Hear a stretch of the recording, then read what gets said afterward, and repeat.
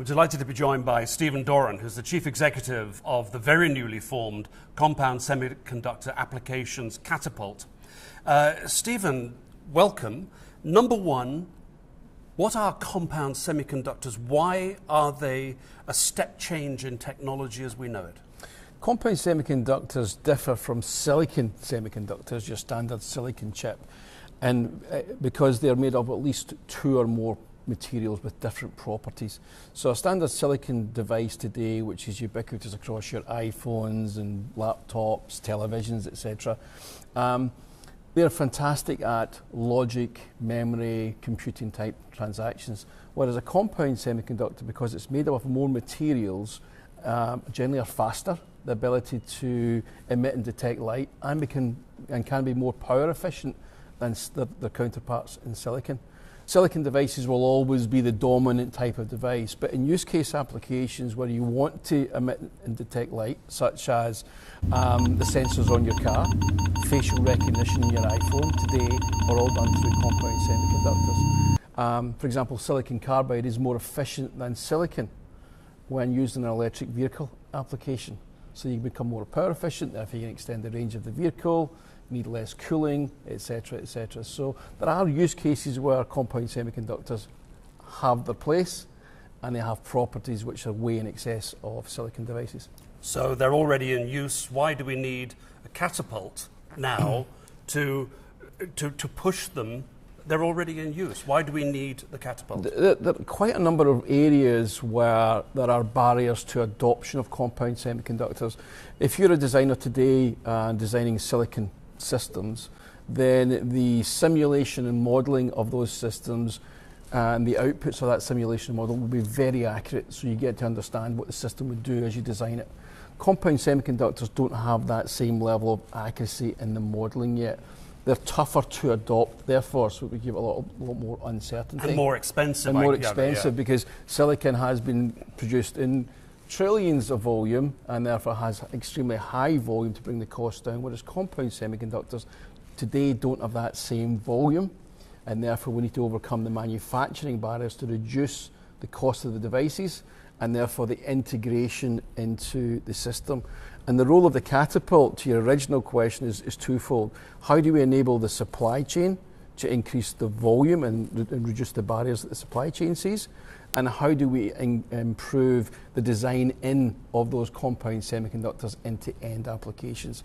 And a number of companies say there's the help they need is how do you simulate and model those compound semiconductors, but also how do you test and characterize? You know, SMEs, small medium enterprises, may struggle to buy the expensive equipment required in order to test and simulate those devices. And this is where the catapult would come in, is we would bring those types of pieces of capital together so that companies can use them when required rather than buying expensive pieces of capital in the future. I suggested that they're already in use, we're already using them, why do we need the catapult? Of course, the new technologies that are sort of staring us in the face but coming at us at 1,000,000 miles an hour, which we've got to get ready for, things like 5G, autonomous vehicles, wearables, whatever, we're going to need compound semiconductors. Correct. For those. Silicon's not going to be enough. Correct. Is it? That's right.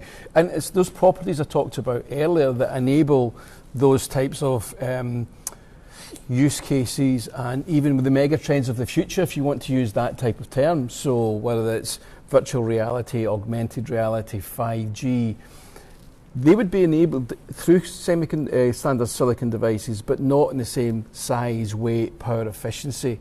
And let me just use one example. For example, the electrification of a vehicle.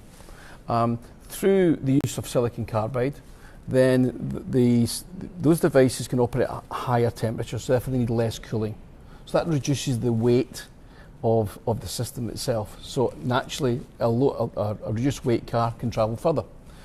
Also, because they're more power efficient, they've got increased efficiency and therefore naturally will travel further. So when you add those types of contributing benefits together, suddenly you're taking an electric vehicle and potentially even doubling the range that it would have today over standard silicon. And autonomous vehicles, just to stay with the transportation model, they are going to have to operate at lightning speed, aren't they? Absolutely. I don't mean the way they travel, I mean the way they react. Exactly. So you've got, one, the ability to emit and detect light. So those sensors need to work in multiple conditions, whether that's sun, rain, hail, sleet, snow, fog, various temperatures, so that you can get a trustworthy signal to the car. Those cars have to talk to each other, even talk to the infrastructure of the road network, but they have to talk almost instantaneously. And it's the speed that compound semiconductors can operate through the properties that would allow that faster 5G type data rate, so that cars you can trust a car to operate hands-free. I know that the Catapult and the companies here and the cluster we've got building in South Wales like to say that we're ahead of the world in this and want to be ahead of the world. That's a bit risky, isn't it? Because UK has got a habit of playing catch-up in these, being behind the curve. Are you saying that we are ahead of the curve with what we're doing here? We are ahead of the curve because the compound semiconductor cluster here in South Wales is the world's only compound semiconductor cluster, where we go from wafer production through to end system design. The whole supply chain exists across South Wales. And also when you look across the UK has capabilities in the development of power electronics, in photonics, in RF and microwave type technologies. We have the core capabilities. Adoption of these compound semiconductors, are you worried that it's going to be so slow that this whole operation may stall if you can't get people to adopt these technologies quickly enough? The adoption of the technology is the key challenge, and that's the reason why the Catapult has been set up. As we mentioned, here in South Wales, we have the full end-to-end supply chain, but our role is to be able to take all those technologies that have been developed, whether that's through universities and within the supply chain, and accelerate the adoption into the end systems in the UK. Now, we do that through reducing quite a number of barriers for SMEs and large companies. One is the fragmentation of the supply chain. How can we pull the supply chain together? And we're looking at a number of different models across the UK to bring silicon carbide production, RF GaN production to the UK, so it has its own core capability. I mentioned earlier about the fact that we can bring capital into the Catapult to allow people to use it as and when it's required, so you reduce the cost of entry for SMEs to adopt compound semiconductors. Plus that ability to have the expertise managing the capital, you're passing on knowledge to companies. Another piece of our strategy is the development of evaluation modules, which is a relatively standard technique in the electronics industry. But with a mantra of 100% designed and fabricated in the UK, as people start to adopt those evaluation modules, then if you're taking out a piece of the circuit, you aim that back into the UK supply chain. So you're actually stimulating demand for the UK supply chain rather than going elsewhere in the world. It is about prices, isn't it? As always, it's about price. You've got to convince manufacturers that it's worth spending that little bit extra, well, in some cases quite a lot extra money. But if they don't do that, you can't build in sufficient quantities to get the price down to make it attractive.